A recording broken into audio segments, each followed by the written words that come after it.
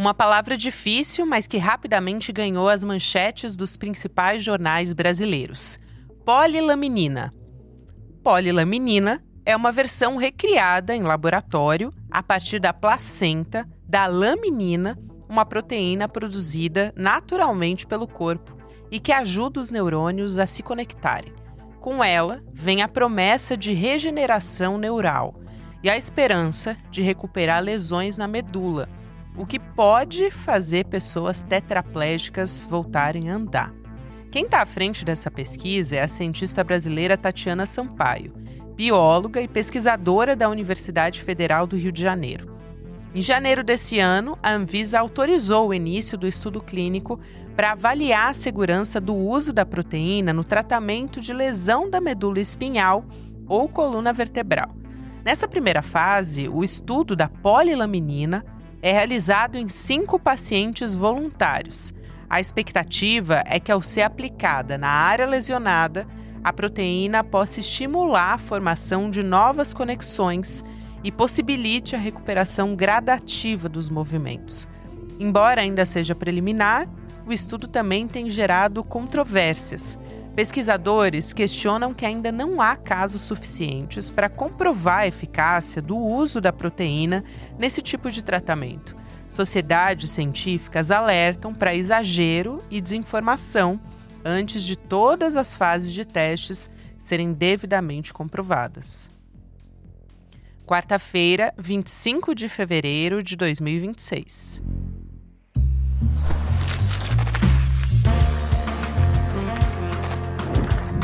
Sou Gabriela Varela, esse é o podcast com mais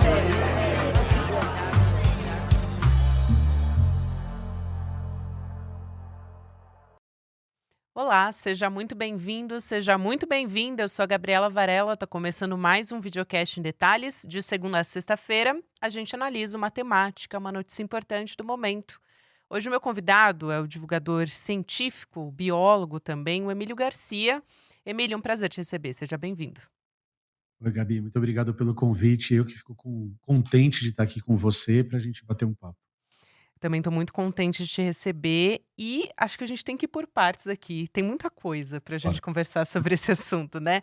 Primeiro, só para deixar claro, todos nós ficamos empolgados com esse reconhecimento, a importância da ciência nacional, da nossa ciência brasileira, mostrando que é capaz de produzir um trabalho de altíssima qualidade. Esse é um ponto. Claro que a gente vai falar aqui na esteira dessa pesquisa da polilaminina. E Uhum. para que as pesquisas avancem, pesquisas de maneira geral, apesar de a gente estar falando especificamente sobre esse caso, vamos trazer outros aqui, o Emílio vai nos ajudar trazendo o histórico, mas é vital o papel do financiamento, da valorização das universidades públicas, sem que isso seja tratado como uma substância mágica. Tem um papel de responsabilidade aqui que eu queria deixar claro, a gente vai falar sobre isso daqui a pouquinho. Mas para começo de conversa, vamos partir daí então. O que esse caso nos diz sobre a valorização, a importância da valorização da nossa ciência brasileira? Eu acho que você trouxe um ponto importante e fundamental, que é a questão de financiamento público de pesquisa e por que esse financiamento é importante. Porque para a gente chegar no ponto que a gente chegou agora, nós estamos falando de 25, 30 anos de pesquisa, que é um dinheiro meio que a fundo perdido, no sentido de que lá no começo, há 25, 30 anos, ninguém tinha muita certeza de para onde isso iria, né? Então, o que isso resultaria, e se resultaria em alguma parte do que a gente chama de ciência aplicada.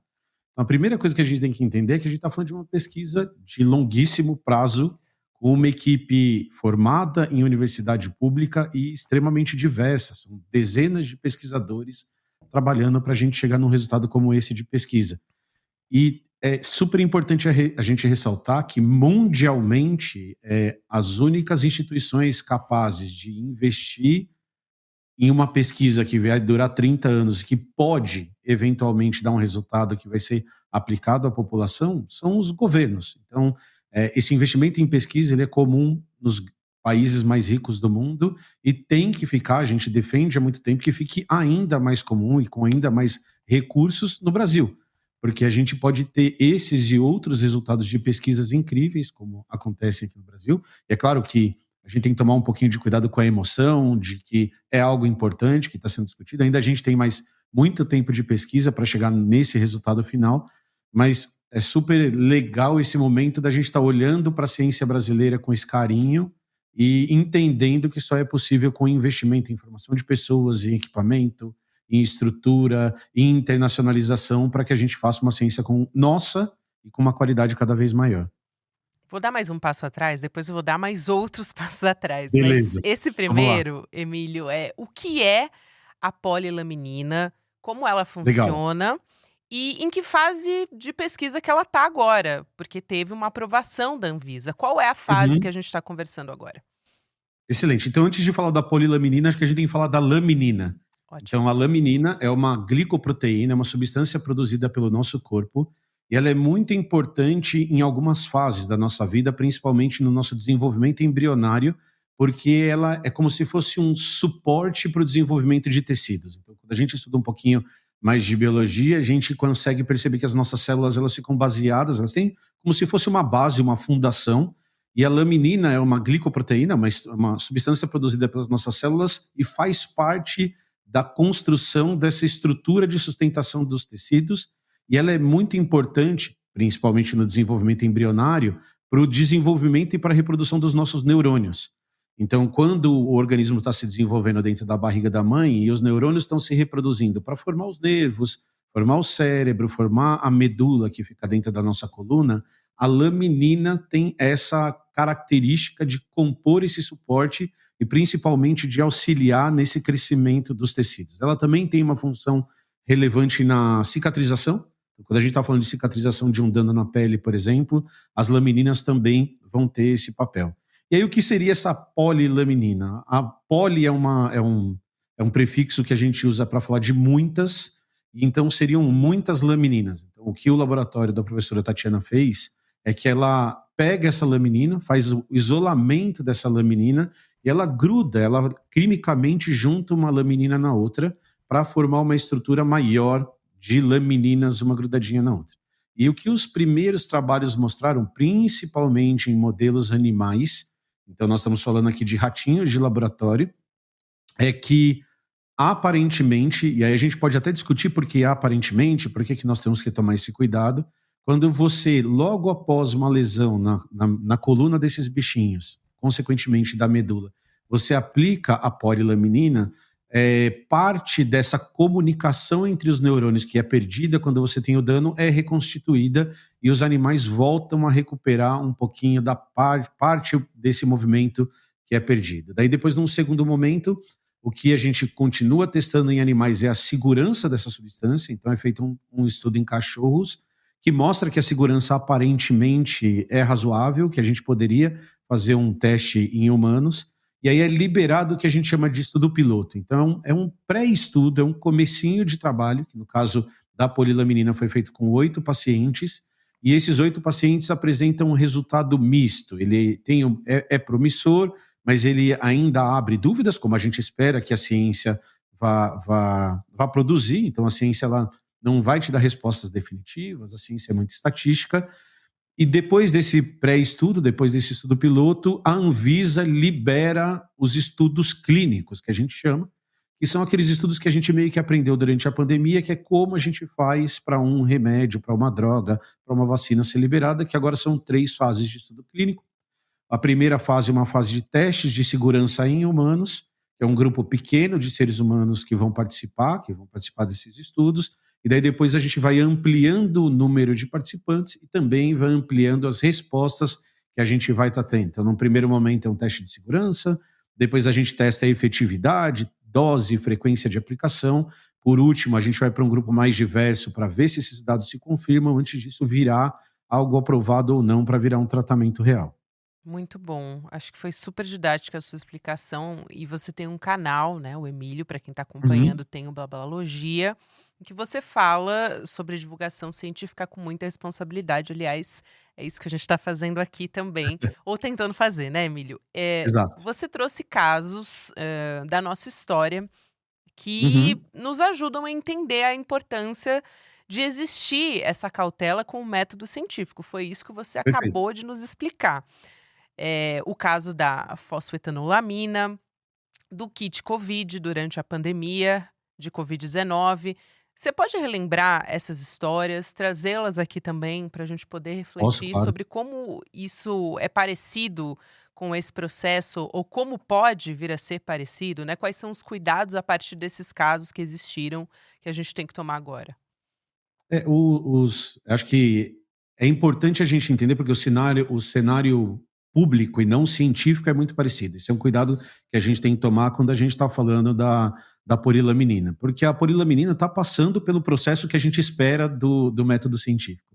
Então, é muito mais uma questão de como a gente, como sociedade, fora da academia, está lidando com esses casos, do que como a Anvisa está lidando. Então, se a gente vai pegar a porilaminina, ela está passando por um processo muito natural que uma nova substância vai passar dentro do crivo científico para ser aprovada ou não.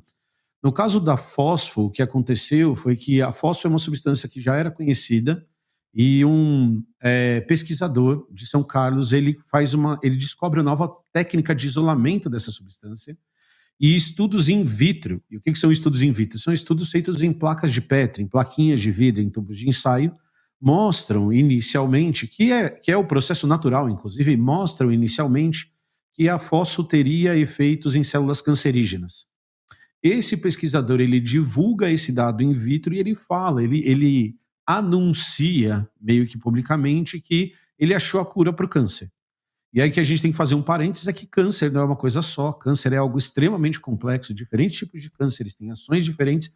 Então, qualquer afirmação de achei a cura para o câncer é algo que a gente, que conhece um pouquinho mais da área biológica, a gente fica um pouco preocupado porque não existe uma cura para uma doença, que são várias doenças, na verdade. Mas tudo bem, ele lança essa informação e essa informação se torna pública e gera uma comoção, e é nesse sentido que eu gosto de comparar, uma comoção muito parecida com o que a gente está vendo agora com a polilaminina. Por quê? Porque é um problema que afeta uma parte considerável da população, algo que a ciência ainda não apresentou uma solução definitiva e que poderia e que pareceria resolver esse problema de uma maneira muito prática. Então, o cara consegue produzir aquilo, se eu oferecer aquilo para a população, eu vou resolver o problema. E essa comoção gerou um movimento que a gente está vendo muito parecido agora, que é um movimento de politização, e não. A gente está falando de um ato político que é fazer ciência, mas de politização no sentido de os deputados, senadores discutindo se a droga deveria ser ou não aplicada na população, se o SUS deveria oferecer essa droga ou não, o pesquisador produzindo isso no laboratório dele e distribuindo para a população, sendo que a fosfo não tinha sido testada ainda para ver se ela tinha efeitos nem em animais e nem em outros animais e nem em humanos. Então, a gente estaria num passo até anterior no caso da fosfo. E aí, um fenômeno que me preocupa bastante é que as pessoas começam a judicializar o caso. Então, eu começo a entrar com um processo contra o SUS para que o SUS forneça um tratamento que, num determinado momento, não tem comprovação científica se funciona ou não. E no caso da polilaminina, a gente está no mesmo estágio. E dizer isso não quer dizer que não funciona. Ou dizer isso não quer dizer que nós não queremos que funcione. A gente gostaria que funcionasse, mas existe método para isso. Então, a gente está passando por passos muito parecidos. Então, você tem uma substância que parece ter um efeito importante, essa substância vai a conhecimento público, o pesquisador começa a ser entrevistado em relação a isso, a população fica muito ansiosa e, ao ficar muito ansiosa, gera movimentos que não respeitam o rito científico. E o que nos preocupa é que, no caso da fosfo, 10, 15 anos depois, milhões de reais gastos com pesquisa, a gente tem um resultado de que a fosfo não funciona contra o câncer. E que as pessoas provavelmente não deveriam ter tomado fósforo quando tomaram. Quando a gente não respeita o rito científico, a gente, na verdade, está colocando as pessoas em risco e não salvando as pessoas. E dizer isso não tem nada a ver com achar que deve, não deve fazer. Então, a gente tem que seguir o passo a passo do método científico. E a mesma coisa acontece com o kit Covid. Quando a gente está falando das substâncias que foram dadas durante a Covid, os primeiros experimentos in vitro falam que as substâncias afetam e matam os vírus. E aí, a hora que a gente vai fazer esse teste em humanos, ele não funciona. Então, se a gente tivesse seguido o rito do método científico, e às vezes ele demora, às vezes ele é caro, às vezes ele é frustrante, mas ele vai nos dar um resultado que vai dar certeza ou vai aumentar a nossa certeza do efeito daquilo que a gente está colocando no corpo das pessoas. Acho muito bom você trazer, esses casos, né, o início que parece ser o início de uma onda de Uhum. judicialização. Então os juízes determinam, ordenam a aplicação, por exemplo, da polilaminina, isso fora dos protocolos de pesquisa, é isso que eu entendi, né. Exato, E aí eu te pergunto exatamente. se isso também não pode pressionar, e aí esse processo aconteceria de uma maneira mais rápida do que deveria acontecer? Existe um tempo para essas coisas, esses processos se darem? Como é que funciona isso exatamente? Queria entender, um pouco de quais são os riscos embutidos nisso, cientificamente falando, sabe? O cuidado que nós temos que tomar é justamente isso que você falou. O método, e aí aqui a gente chama de método algo que é muito amplo, cada área vai ter suas ferramentas, suas metodologias e tudo mais, mas nesse caso, essa questão de testagem, como você está dizendo, ela tem um tempo para acontecer. E esse tempo é de 1, 2, 5, 10, 20 anos. E por que é importante a gente dizer isso? Então, vamos falar de vacina contra a Covid, que é algo que passa pelo mesmo rito e tem o mesmo ponto. Então, a gente produziu a vacina e aí nós vamos montar um grupo de pesquisa, um grupo de experimento. Esse grupo de experimento da fase um, ele vai ser dividido em pessoas que vão tomar vacina, pessoas que vão tomar placebo, então, pessoas que vão receber uma tentativa de tratamento e outra não, porque a gente vai avaliar o que a gente chama de efeito placebo, que é o nosso corpo combatendo as doenças, as condições que apresenta no nosso corpo, dentre outras coisas. E é importante dizer que nem o paciente, nem o médico que está aplicando está sabendo se está aplicando aquilo ou não. E por que é importante a gente dizer isso? Pega uma pessoa que sofreu um acidente de coluna e rompimento da coluna, dos nervos da coluna, e esse paciente ele vai nas primeiras 72 horas, isso é super importante de dizer, a polilaminina tem que ser aplicada logo depois, de acordo com os protocolos que eles estão testando, logo depois do acidente. Não, pessoas que sofreram danos há muito tempo, nunca foi testado, pessoas que perderam a movimentação por vírus, nunca foram testados, então tem uma limitação de pessoas em que esse teste aconteceu. E aí a gente vai aplicar essa substância nas pessoas e a gente vai ter que acompanhar por meses a progressão dessas pessoas, por anos, para a gente saber se teve um efeito real ou não. Acelerar esse processo pode ser prejudicial em vários aspectos. O primeiro é de segurança, de efetividade, e o segundo, inclusive, é de descartar algo que pode ter efeito a longo prazo. Então, às vezes, um remédio desse vai demorar para ter um efeito real, sei lá, 5 anos de desenvolvimento. Estou inventando uma data, mas se a gente não respeitar esse rito, isso pode ser prejudicial de várias maneiras, inclusive negativo para a própria pesquisa. A pesquisa pode ter resultados que são os falsos negativos se a gente não respeitar esse tempo da pesquisa que a gente está falando. E a grande dificuldade que a gente tem, Gabi, é justamente essa, porque o tempo da ciência, o tempo que a gente precisa, ele não anda junto com o tempo que o indivíduo precisa. Claro. As pessoas que estão em casa têm um problema agora. Elas têm um problema que seus parentes ou as próprias pessoas têm um problema de locomoção, têm limitações de movimentação e elas precisam de uma solução agora. Só que a gente não tem como apresentar essa solução na velocidade com que o indivíduo precisa, e a gente, como sociedade, como ciência, tem que ter a frieza, e aí é um pouquinho frio mesmo, mas é desse jeito que a gente garante a segurança daquilo que a gente está aplicando nas pessoas, de pedir para elas esperarem, e que a gente precisa, sim, respeitar para entregar o resultado mais próximo da realidade que a gente precisa entregar. É isso, né? Essas famílias que estão entrando com esses processos contra o Estado, elas estão, em alguma medida, a gente está falando de pessoas que estão em situação de Uhum. vulnerabilidade, né? Elas querem que essa substância seja aplicada e que funcione quando aplicada nos seus entes queridos. Muito Faz muito sentido você explicar dessa maneira. E eu acho que a responsabilidade também é da imprensa. Claro, a gente está falando de um caso que viralizou nas redes sociais, tem recortes de todos os tipos, influenciadores falando sobre isso, celebridades, médicos, não médicos, leigos, enfim, todos nós estamos muito animados com isso, mas qual é o limite ético, falando especificamente no caso da imprensa, Emílio, entre esse entusiasmo, que é Uhum. legítimo, né, com essa descoberta, com esse trabalho excelente que a Tatiana Sampaio vem tocando ao longo de décadas, como você explicou, é um trabalho de 30 anos, e de outro lado, essa responsabilidade que a imprensa tem de não gerar falsas esperanças nas famílias, de não vender uma substância mágica, né? Isso também pode impactar, pode atrapalhar até no andamento sério de uma pesquisa? Eu acho que já está atrapalhando. Eu acho que você falou uma palavra que eu acho que é a palavra mais importante, que é a palavra responsabilidade.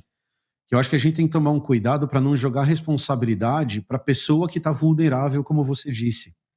Quem tem que ser responsável é o pesquisador, quem tem que ser responsável é o jornalista, o divulgador, o comunicador tem que ser responsável.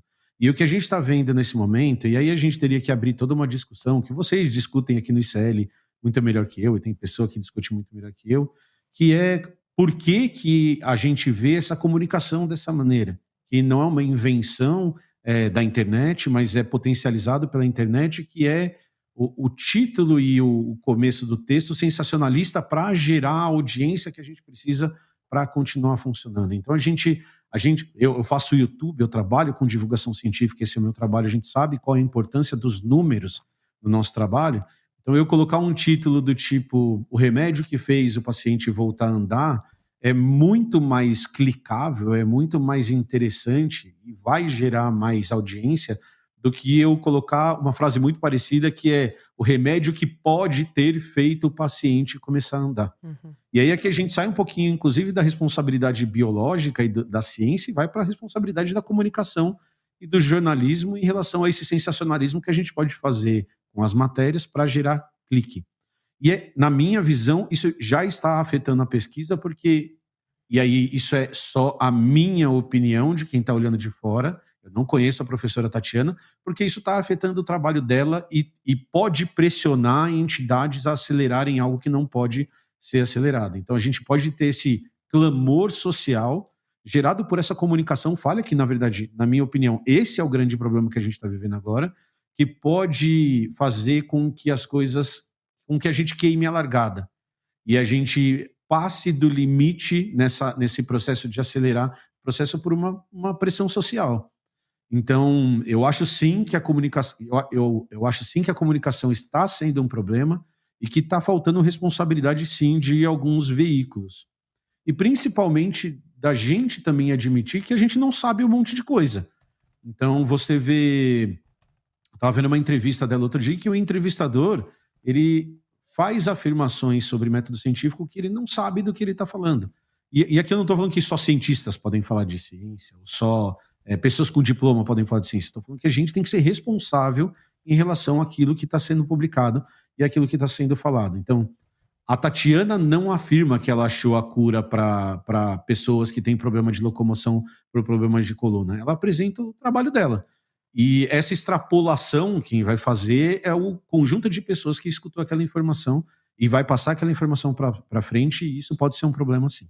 Claro, e eu não sei o quanto isso é exacerbado, quer dizer, sei, né, pelas redes sociais, o papel das redes sociais nisso, e aí vem o papel do jornalismo científico, da divulgação científica responsável, de ter esse discernimento também, né. Um caso que tomou uma proporção gigantesca, sem controle algum, porque viralizou, o que tem um lado que é bom, que a gente já falou, precisamos valorizar a ciência brasileira, e por outro lado virou um assunto pop. Muitas vezes o que vem com isso também é desinformação, recortes de desinformação.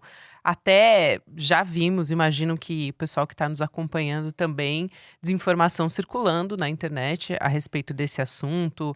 Tem vou até trazer aqui, não gosto dessa palavra, tá? Mas vou usar especificamente nessa palavra, que gerou uma polêmica, porque tem vários recortes nas redes sociais sobre isso já, sobre a estrutura da molécula, da laminina. Bom.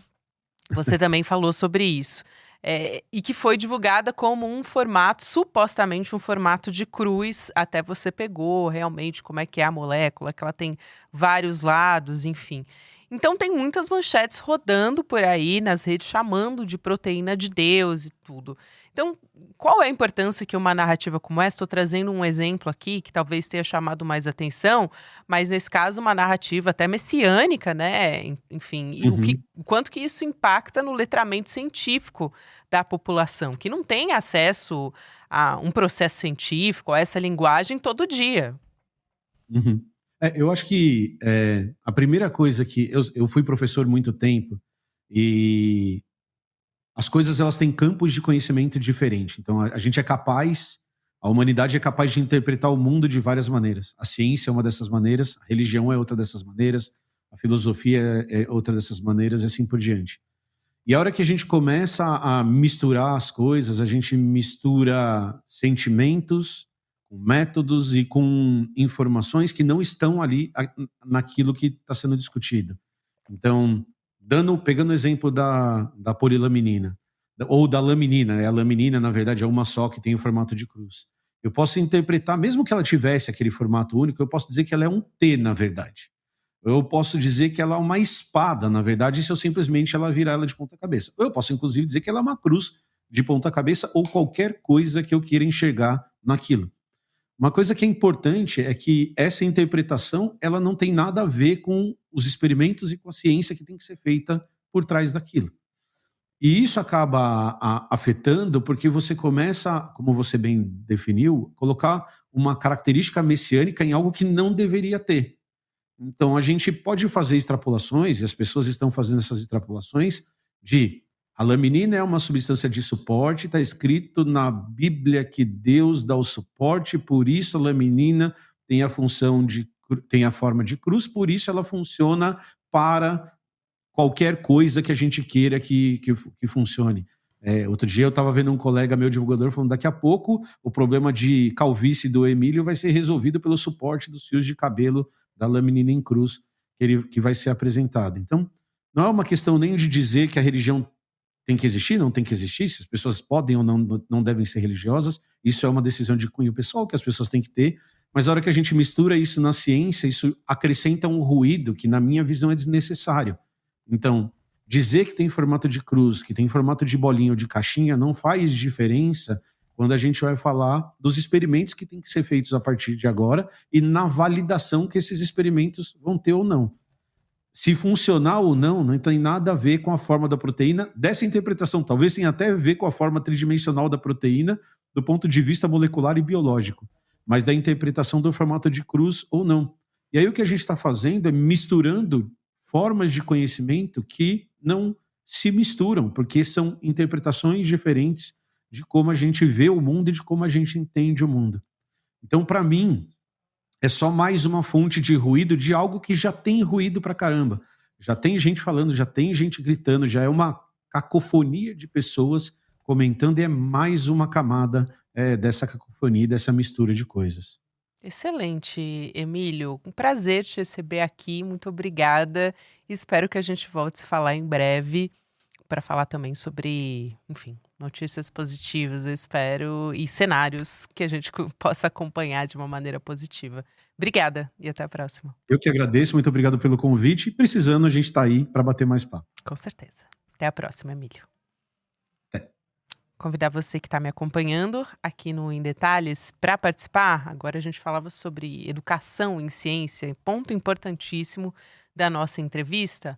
Também é importante falar de educação em tecnologia. Então, no dia 26 de fevereiro, que é essa quinta-feira agora, 8 horas da noite, temos um lançamento aqui ao vivo, que é o Oráculo ICL. Então, pegar os nossos conteúdos com os nossos professores e pesquisadores para você poder ter acesso numa ferramenta. Olha só, que oportuno, aliás, um desenvolvimento tecnológico que a gente está trazendo aqui, uma inovação que traz educação, traz história também, e tudo que os nossos pesquisadores fazem no dia a dia, você pode ter acesso a uma ferramenta que vai facilitar o seu entendimento. Então, vai em detalhesicl.com.br, deixa a sua inscrição, você vai ser avisado que o e-mail tá chegando e que o evento está começando para você poder acompanhar com todos os detalhes desse encontro. Agora você vai, na sequência, ficar na companhia de Débora Maganha, vem aí o Mercado Investimentos, depois tem o Rolê ICL e você pode ouvir o Em Detalhes em qualquer momento do seu dia nas plataformas de áudio, tem conteúdo novo de segunda a sexta-feira. O primeiro super lançamento do ICL. Galera, esse ano é o ano que o bicho vai pegar. Ano de eleição aqui no Brasil. E se o negócio já é guerra sem ser ano de eleição, nesse ano se prepara. O negócio vai ser literalmente violento. E a gente tem que estar preparado. E o ICL vai revelar a maior ferramenta já desenvolvida até hoje para te dar esse superpoder de ser capaz de argumentar, de discutir, de debater com um conhecimento que ninguém tem e de forma prática, rápida e certeira. Uma revolução. Uma ferramenta que não existe em lugar nenhum do mundo. Você vai conhecer essa ferramenta que tem o nome de Oráculo ICL no dia 26 de fevereiro às 8 horas da noite. Você vai querer começar a usar no mesmo dia. O primeiro super lançamento do ICL para 2026. Todos os dias, as principais notícias do Brasil e do mundo direto no seu WhatsApp, com informação de qualidade e sem fake news. Escaneie agora o QR Code e entre para o canal do ICL Notícias. Informação que importa onde você estiver.